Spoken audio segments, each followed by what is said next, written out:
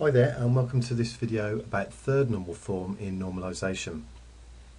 Now I have here a definition of third normal form which I've, similar to when I did second normal form, we've split into two parts.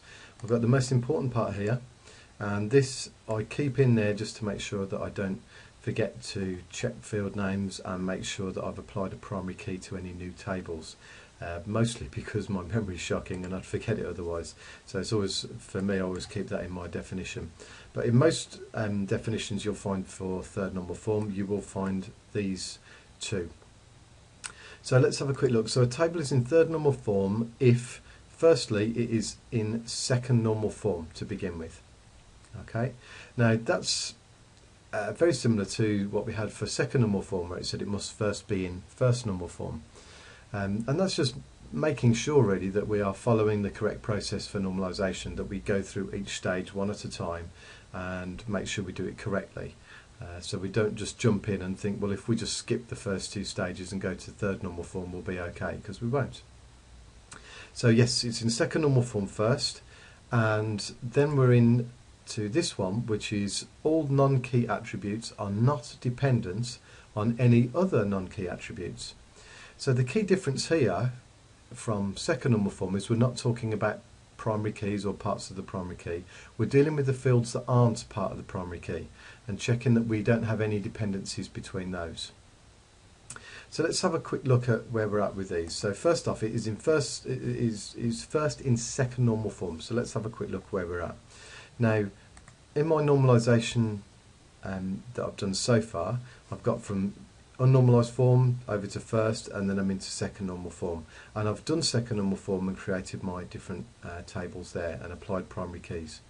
So my data currently is in second normal form, and I have my fields here, again same thing. So I do know so far that I am already in second normal form, so that's a tick there. So really this is the key one that we're looking at. So all non-key attributes are not dependent on any other non-key attributes. So if we have a look in, back into our data here, key thing that we're really looking for here is, I would suggest normally one of three sorts of things. One is, have we got any identifiers that appear to be outside of a primary key? And another is there like a category perhaps of information that might not necessarily look like it's an identifier or anything like that, but it might have fields that are dependent on it. Or thirdly, have we got just like a group of fields that seem to be that they are, like, if you like, a category that doesn't belong in a particular table? And these are the three, if you like, signs that I always tend to look for. Now, if we have a look at the first table here, we've got a forename, a surname, an address, a town, a postcode, a gender, and these all seem to belong to a student. And the identifier that we have for that is a student, and none of them really belong or are dependent upon any of the rest of them. So this is, if you like, a whole group of attributes here that are strictly dependent on the primary key and nothing else. Now, when I have a look at the next table here, okay, well, actually, before I do that, let's have a look at the course table here. Now, all I've got here is one other field other than the identifier, the primary key. So in this case, this table is already in third normal form because I don't have any other non-key attributes that could be dependent on it.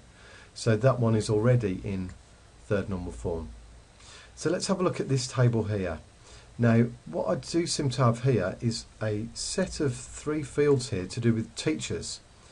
And obviously that's not what the table's about. The table is about students that are taking courses. So yes, agreed, there will be a teacher that teaches those courses, but we seem to have a set of fields about a teacher. So immediately my alarm bells are ringing, if you like. We've got, if you like, a set of a couple of fields or two or three fields here which seem to be not necessarily belonging in that table. They seem to be hinting at something else. We also have an identifier, a teacher ID, okay, and that's outside of our primary key.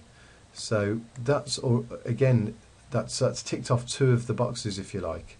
And we could also say, well, is a teacher ID a category of teacher, well, you could make the argument one way or the other, but in this case we're certainly looking at it being an identifier, and we seem to have fields that seem to be dependent upon it. Certainly every time I change a teacher ID, the initials and the surname are going to change because they belong to the teacher ID, or they are identified by the teacher ID. So this is where I'm dealing with in my third normal form. So similar to previous examples, what we do here is we've identified two fields here that are dependent on teacher ID. So I'm going to take these two fields out of the table, move them into a separate table here, and I'm going to take with them a copy of the field that they were dependent upon. So I take a copy of this and I'm going to paste it in here. Now I'm going to move these fields over so that they sort of stick with the table that they were with, and I'm going to come down here now. Now I'm going to delete any duplicates in this table. Now I'm not losing any information because this is where that information is kept, the duplicates. So I've got 12 and 12 and 37 and 37, but in this table I need to delete the duplicates so that I can apply teacher ID as my primary key. So I'm going to field. So delete that one and delete this one. So now I've got a unique identifier here, which is going to be my primary key. So I'm going to underline this one, and as I have done on previous examples, and I'm going to colour it in to make it clear that it's a primary key. And that now is in third normal form. So going back to my ticks off here, I've removed any non-key dependencies, or removed any attributes that were dependent on other non-key attributes. Each field has a unique name, so that should be the case, but let's just go back and check the data. So student number, course code, teacher ID, date completed, grade, those are unique in there. Teacher ID, teacher initials, teacher surname, that's fine. Okay, so that's third. Okay, and it has, so each table has a primary key that's unique. So going back to my data, you can see these are unique.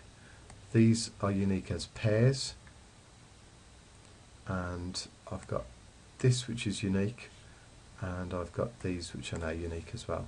So yes, I have now achieved third normal form. And that's it in a nutshell.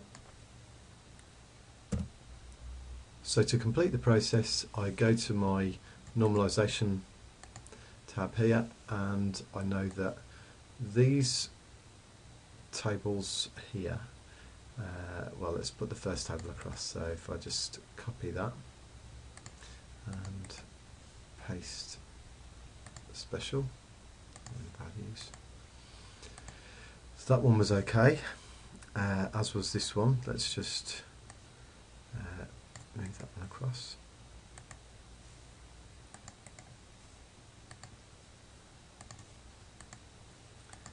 Okay, now this one was these fields here.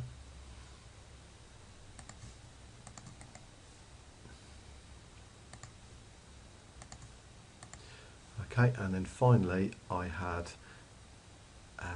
oh no, I need teacher ID as well.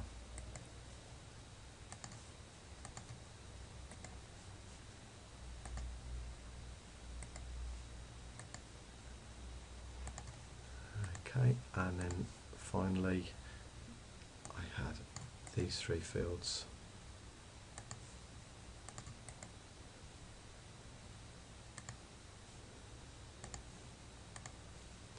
And teacher ID was primary key.